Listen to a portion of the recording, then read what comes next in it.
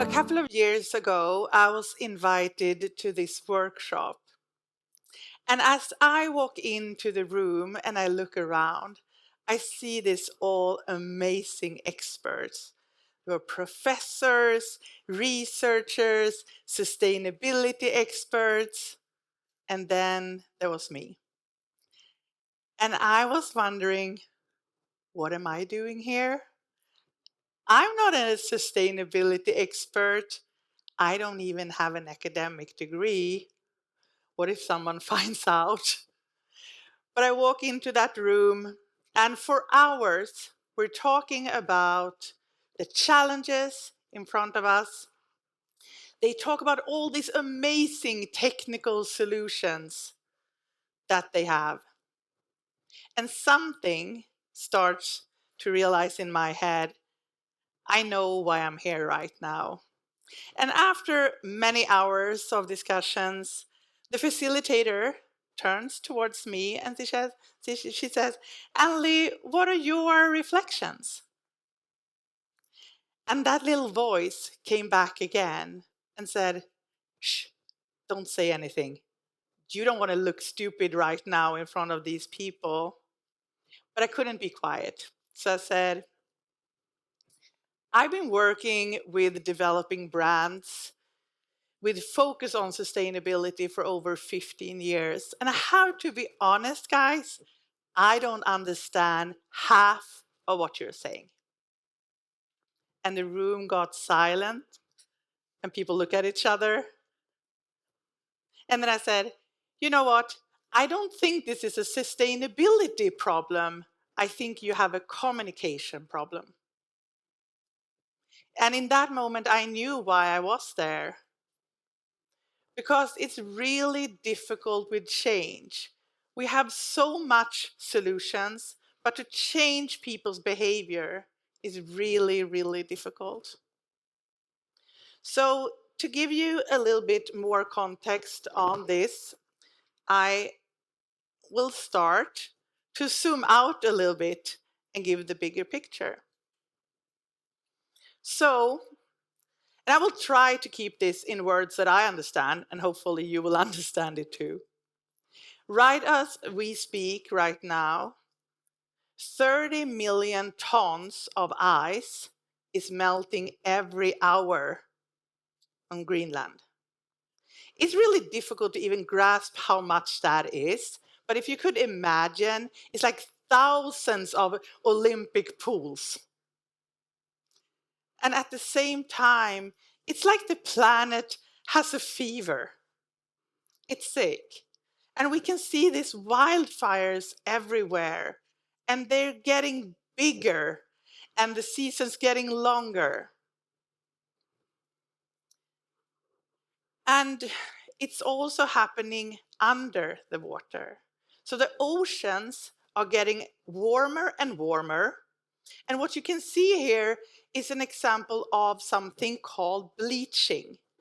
And this is our beautiful coral reefs that turns white. And if they turn white for longer period of time, they will die.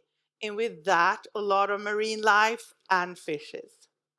So if we don't do something about this, it's really, really urgent because the sea rise also, the sea rises and rises. And what happens now is that we have 500 or over 500 coastal cities that actually could be underwater 2050.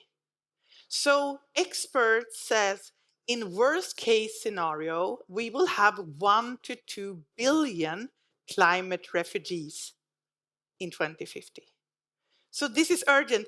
This is not science fiction. This is happening right now. So what are we doing about this? We have the sustainability goals. They're amazing. But did you hear the other day on the news that they said that Sweden will not be able to reach the goals 2030? And I just refuse to believe that we can't do anything about it. But just look at these goals. They're colorful, they're beautiful, but there's 17 goals and there are 169 targets. Who can even understand this? And it's also just goals. So it's nouns that needs to turn into verbs to actually do something, to take action. So we feel overwhelmed, all of us, I think. And when people feel overwhelmed, we're not so good at taking action. So what can we do about that? Of course, we can break it down, but I'm thinking about something else, like when do we try to make a change in our lives, to make it a little bit more tangible? I know one thing for sure with me is that I tried for so many years to lose weight. And it was a little bit like the sustainability goals. You're like, oh my God, there's so much information on the internet. Where do you even start? You just get so much anxiety, right? And then I hired a personal trainer. And I said, just give me the actions that I need to do so I can change my behavior. And he made it really simple for me. He said, don't eat any sugar. Don't eat so much carbs. Eat 300 proteins a day, gram. And then you drink at least 3 liters water a day.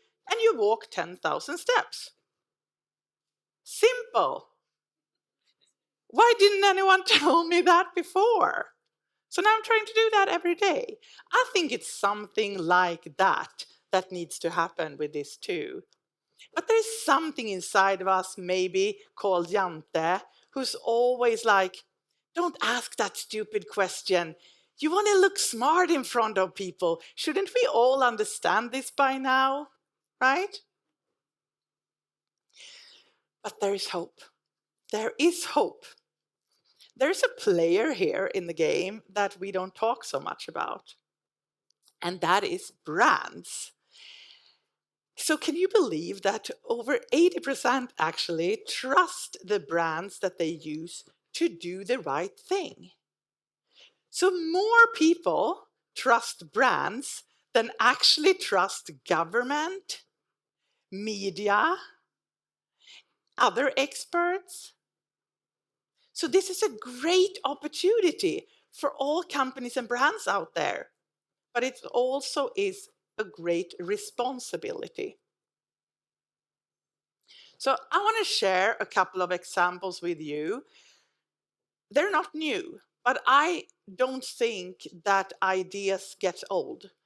Good ideas is still a good idea. So I want to share them because these are examples that shows if you start with small actions, you can get big change. So these examples started at a hotel, a big hotel chain. And one day, a woman raised her hand and she says, I just have a question.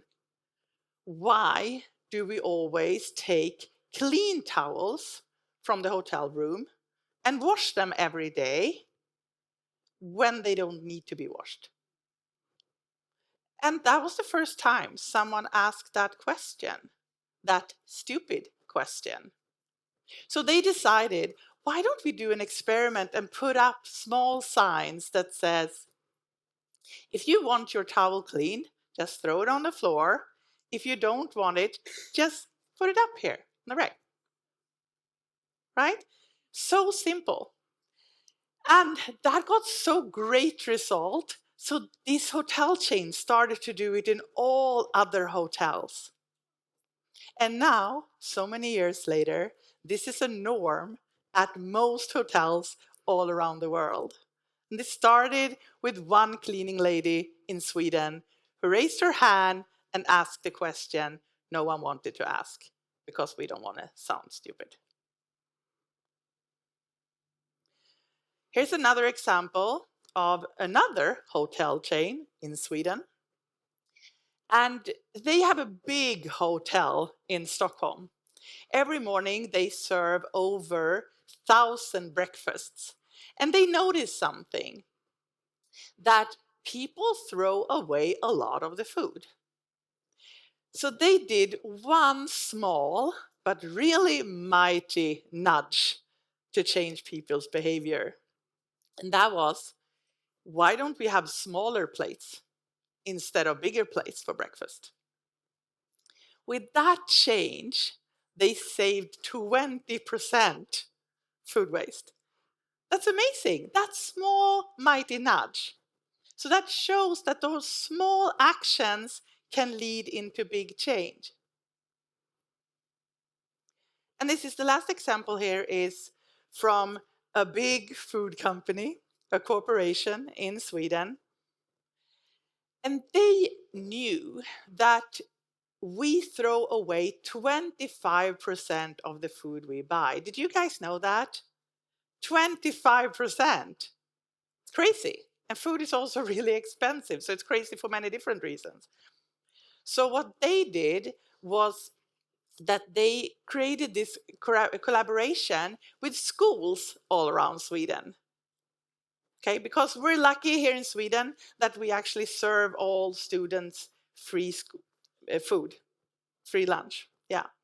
So they did this collaboration and they created a book called Var rädd om maten, like take care of the food, be careful about the food, something like that. And it was 50 recipes for 100 days. And the difference with this book from many other books was that for day one, it was a recipe for food, for dinner, and day two was the recipe for the leftovers. So what happens when people got this book in schools and they could educate the students about it, they could bring the book home and they could give it to their parents, and people felt really resourceful. They felt really good about not throwing away so much food. So when you did that action, you got the feeling of feeling good and resourceful, and you start to rethink how you actually buy and use food. So by just studying these examples and a lot of other global examples too, I can see a pattern here. There are so many brands out there who scream really loud in advertising, and they have these big claims in their stories. But did you know that only 1 out of 10 companies in Sweden actually have integrated sustainability really into their business? So the pattern here that the other were doing that do it really well is that they start with action first. By starting with action, it changed how people feel about it and they rethink their behavior. So action first, then feel and think. This is how we can flip the script. So trust isn't a claim, it's a responsibility, and we earn that through actions. So how can we start doing this if we really want to be that? Either we're owning a company, we are responsible for a brand, or maybe you're that cleaning lady at Scandic. How can we do this? So you can walk in the customer's shoes. That's the best way to do it. Drop your ego, drop jante, drop everything that is about not asking the stupid question. Be curious, stay curious like a kid, and walk in the shoes of your customers and experience the world through their eyes. And see, what small actions can we do to make a change? So I want to end this talk with giving you a question that I hope you bring home and you think about it, because these ideas and decisions is not for boardroom members, it's not for executives, it's for all you people out there who can make a difference every day. So what small actions around you can lead to a big change? Thank you so much.